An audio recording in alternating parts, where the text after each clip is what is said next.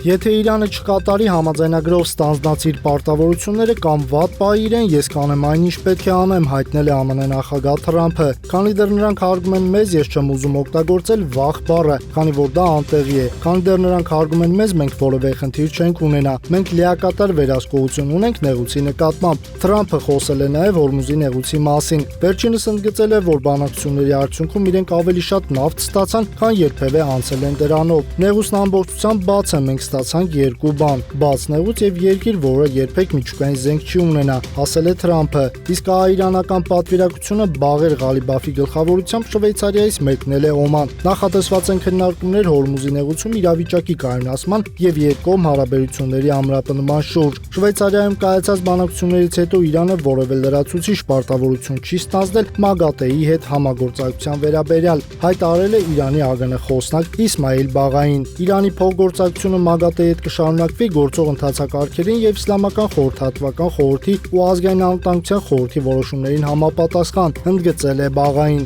Ավելի վաղ ԱՄՆ փոխնախագահ Վենսը հայտարարել էր, որ Իրանը համաձայնել է թույլ տալ ՄԱԳԱՏԷ-ի տեսուչներին մուտք գործել միջուկային օբյեկտներ։ Իրանը կշարունակի աջակցել Լիբանանին, հայտարարել է Իրանի խորհրդարանի խոսնակը։ Այս բանակցությունների ընթացքում վերջնականապես կլուծվի Լիբանանի ամբողջ տարածքի նկատմամբ ինքնիշխանության լիարժեք վերականգնման հարցը։ Մինչև այս նպատակին հասնելը մենք կշարունակենք աջակցել Լիբանանին, նշել է վերջինս։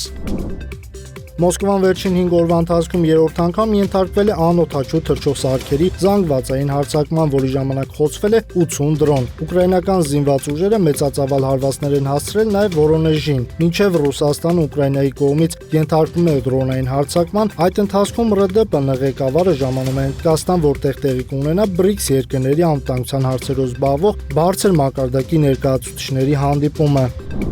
Սվերդլովսկի մարզում հունիսի 22-ին ուժեղ փոթորիկի ևս տեղական աղբյուրների նույնիսկ պտտահողմի հետևանքով լուրջ վնասներ են արձանագրվել։ Ամենաշատը տուժել է Կուշվա քաղաքը, ավելի քան 4000 մասնավոր տուն մնացել է առանց էլեկտրաէներգիայի։ Քամին վնասել է առնվազն 40 շենքի տանիք, տապալվել է 25 ծառ, վնասվել կամ ընկել է էլեկտրահաղորդման 9 հենասյուն։ Վթարավերականգնողական աշխատանքներում ներգրավվել են ավելի քան 40 մասնագետ եւ 15 միավոր տեխնիկա։